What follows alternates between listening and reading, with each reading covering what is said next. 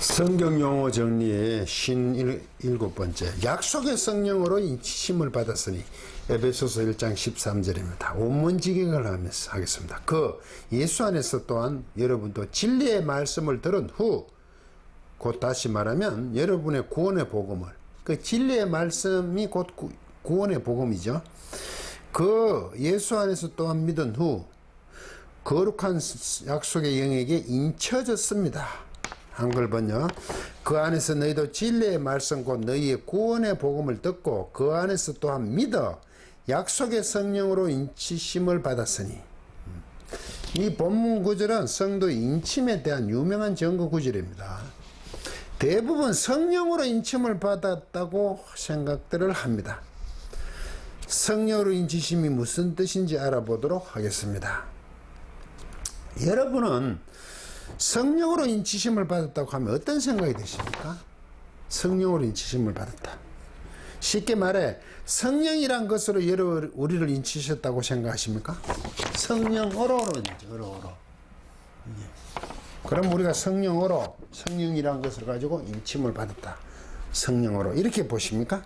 과연 그럴까? 원문을 살펴보겠습니다. 이 원문은 좀 써봐야 되겠습니다.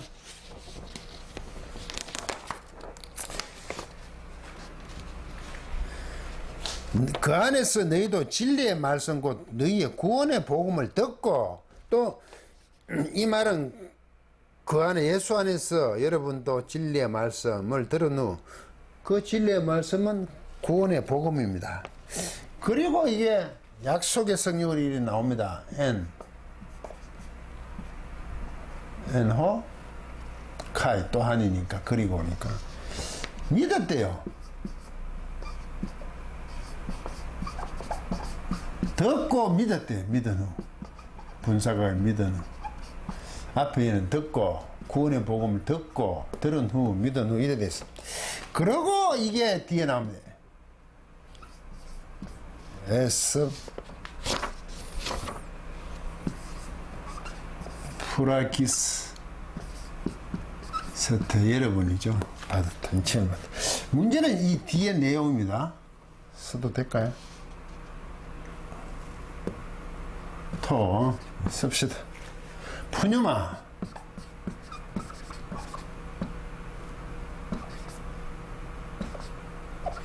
테스 푸뉴마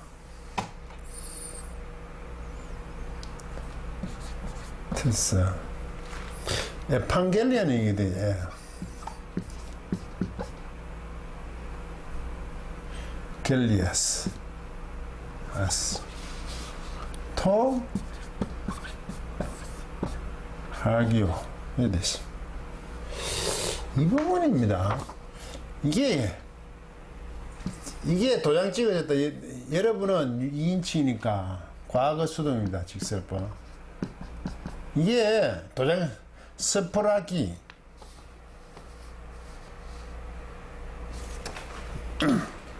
스프라기죠. 스프라기죠.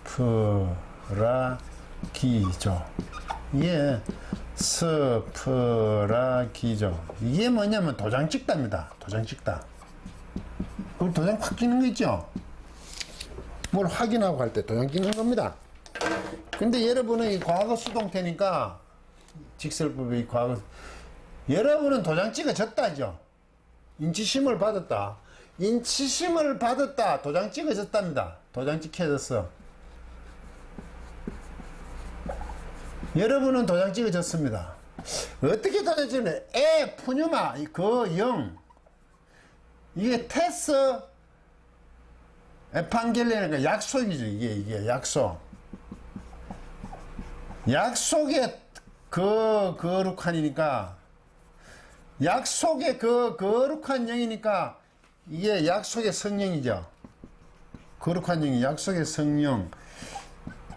영에서 이게 지금 역격이지. 역격. 에게 성령. 에게 도장 찍어졌습니다. 에게. 이게 중요하죠. 약속의 성령으로 도장 찍어진 거와 에게 도장 찍어진 거죠.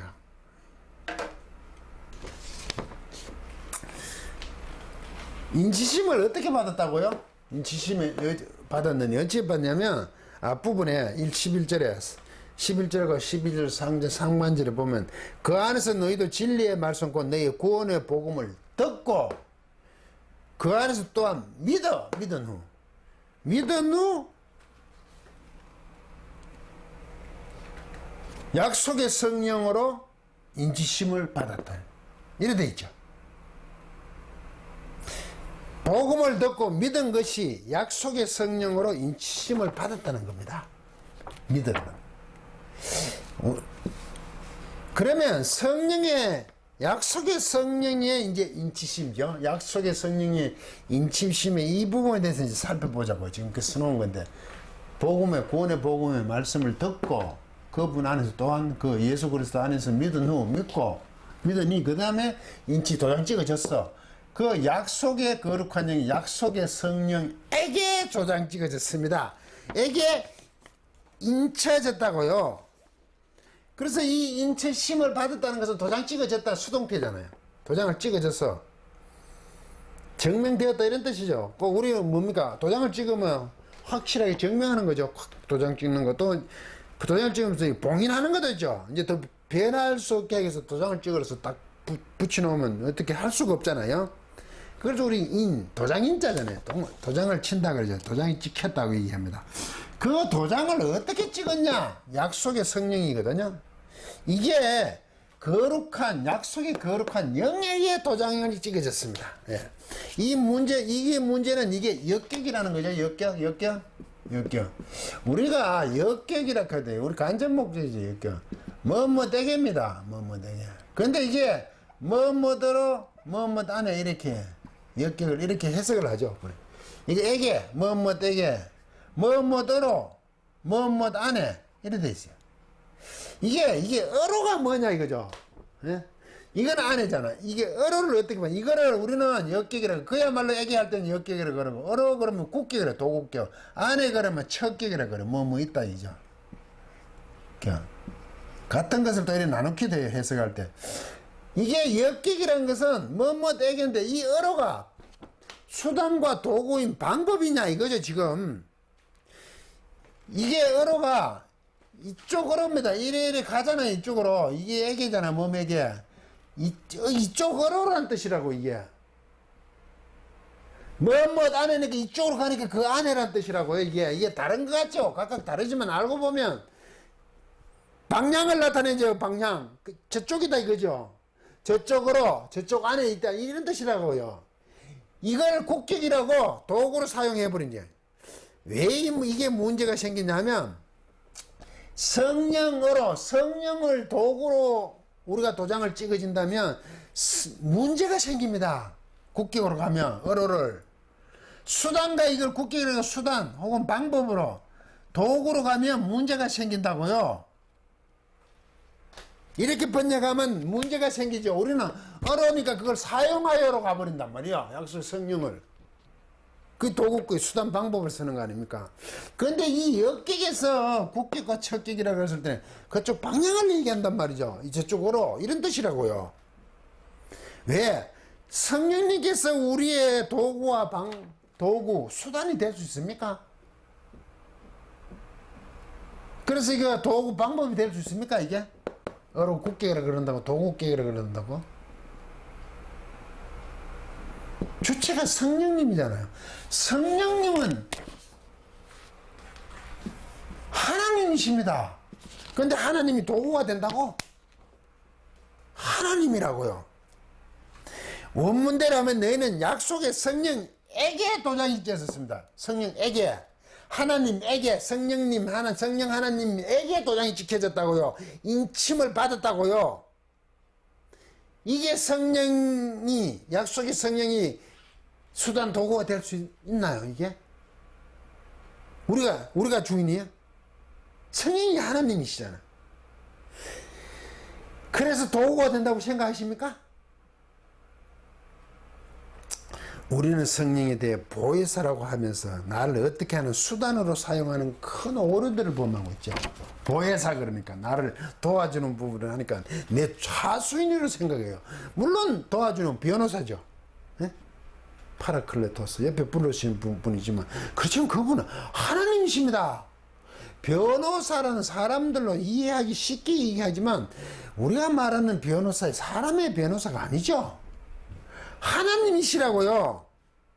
소위 성령으로 혹은 성령을 받으면 모든 것을 할 수 있다는 것으로 막 나가버리죠. 도구격으로 보는 거죠. 그래서 성령을 받겠다고 통성 기도까지 하기도 합니다. 과연 기도를 하여 성령을 받을 수 있을까요? 오순절 사도행전 오순절 성령 강림이 기도하고 있는데 기도했기 때문에 성령님이 오셨습니까? 이게 잘 생각하시죠? 예수님이 오신다고 얘기하셨잖아요. 보혜사 성령을 보내신다고. 그래서 온 겁니다. 그런데 그들은 모여서 기도했을 뿐이죠. 심하게 얘기하면. 그들이 기도 안 했으면 성령님이 안 올까요? 오시죠. 당연히 그 일을 사역을 하셔야 되기 때문에 오십니다. 그렇지만 하나님의 일하심에 있어서는 그 남은 성도들이 사도들과 그 제자들이 예수님이 성전하시고 나서 그들은 그렇게 따라가는 거죠. 보혜사 성령이 오시는 약속이 이루어지기 위해서 그들이 할 수밖에 없는 거라고요. 그들이 기도 안 했는데도 성령님이 보내주신다. 이렇게 말할 수 없는 거죠. 기도하게 하시는 거죠. 모여있게 하시는 거죠. 왜? 성령님이 보혜사 성령님 오시는 그 오순절 성령 강림 사건이잖아 그게. 그런데 우리는 자꾸 그들이 모여 기도했기 때문에 보혜사가 왔다고 생각하는 거죠. 그 전에 보혜사 성령을 보내주신다는 약속의 성취입니다. 우린 자꾸 믿었기 때문에 구원을 받았다 그래요. 맞죠? 믿었다는 그 믿음은 내가 믿고 안 믿고에 따라 내가 믿고 안 믿으면 구원 안 받고 이런 문제가 아니란 말이죠. 하나님의 구원해 주시겠다는 그 액션, 리액션을 하는 것을 믿었다 그러죠. 그것도 행위는 행위지만 하나님이 그렇게 해주시지 않으면 아무리 내가 믿는다고 해도 구원되지 않죠. 받지 못하죠. 이게 믿음, 신앙에서 아주 잘 살펴봐야 될 부분입니다. 그런데 우리는 자꾸 성령님 우리가 기도를 어떻게 받으려고 그래요. 기도를 얼마나 세게 해야 하는 것이 아니라 하나님께서 보내주셔야 가능한 겁니다. 그런데 기도로 성령을 받아 모든 것을 이루겠다 하는 이상한 습성들이 생겼죠. 기도의 생활에서. 성령을 받으면 모든 것이 되는 것으로 생각했습니다. 아니, 자기 할 일을 해야죠. 기도를 하지 말라는 얘기가 아닙니다. 기도를 항상 할 수밖에 없는 인간은 그러한 존재입니다. 왜? 내가 거룩하니 너희도 거룩하라 하시니까 그 거룩을 따라가려니까 하나님께 기도할 수밖에 없는 존재입니다. 스스로 할 수가 없어요. 성도는 스스로 살아갈 수가 없어요. 끊임없이 그분께 기도할 수밖에 없어요. 그런데 그 받아서 그렇게 하나님의 명령을 쫓아야 되는데 성령을 받으면 모든 것이 되는 것처럼 그렇게 얘기합니다. 그 아주 이단적인 내용이죠.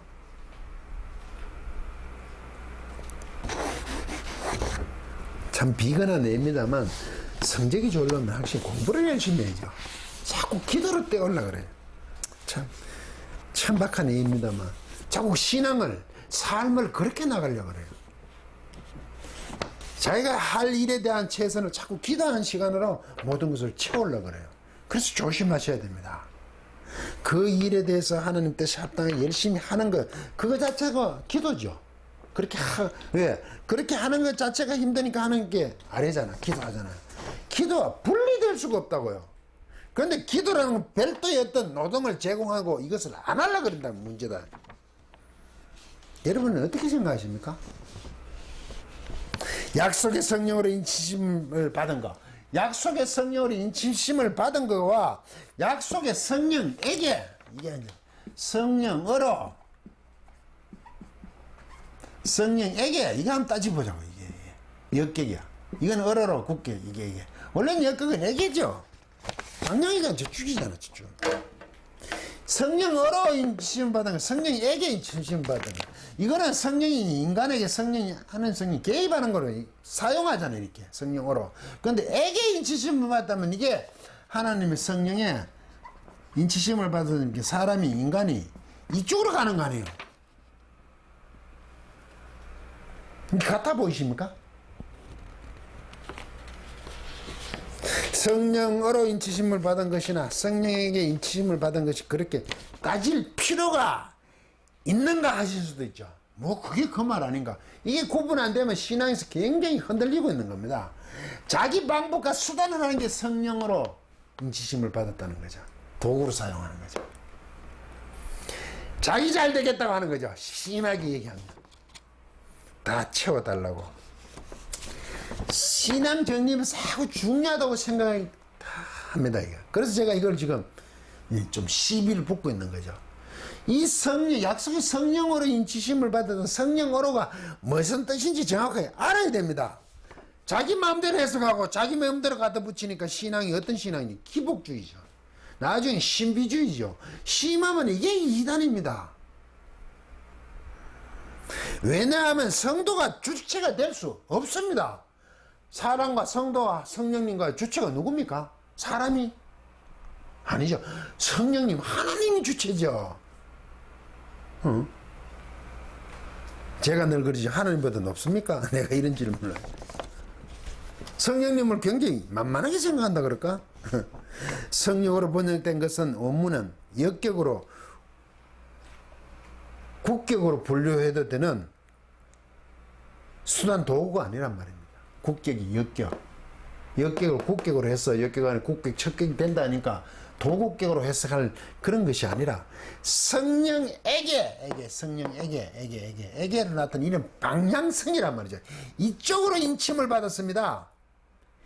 그 인치심은 약속의 성령에게로 받은 거죠. 이쪽으로 받았지, 이쪽으로. 성령을 어떤 도구로 사용해서 내가 인침을 받은 게 아니라 우리가 성령을 향하여 성령 쪽으로 인치심을 받았습니다. 우리가 저쪽이라는 거죠.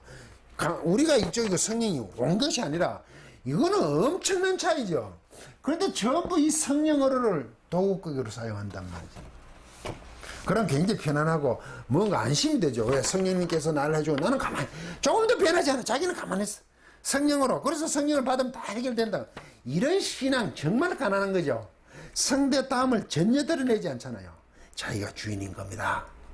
하나님 주인이 아닌 것이죠. 끊임없이 기도했으니까 하나님 주인이라고 얘기하지만 전혀 그렇지가 않아요. 제가 여기서 굉장히 민감하게 얘기하는 항상 내용들이죠. 하나님이 자녀지 내가 하나님보다 높을 수는 없는 거 아닙니까? 그러므로 14절 기업의 보증이신 약속의 성령에게 기업의 보증이 된다잖아요. 성령이 14절 뒷절에 가면 기업의 보증이죠. 우리가 그렇게 상속자의 기업의 보증이죠. 이 보증이신 성령에게로 우리가 인침을 받았죠. 성도가 주체가 되고 성령이 종속이 되어 인쳐진 것이 아니라 성령님께 성도가 종속으로 인쳐졌습니다. 이쪽으로, 성령 쪽으로, 하나님 쪽으로. 다시 말해 성도는 성령으로라는 도구로 인침을 받은 것이 아니라 이것을 도구 삼아 인침을 받은 것이 아니라 성령에게로, 이쪽으로 인치심을 받은 존재입니다. 하나님께서 성도들을 성령에게로, 성령에게로, 성령에 속하도록 인치심을 받았습니다. 끝까지 강의를 들어주셔서 고맙습니다.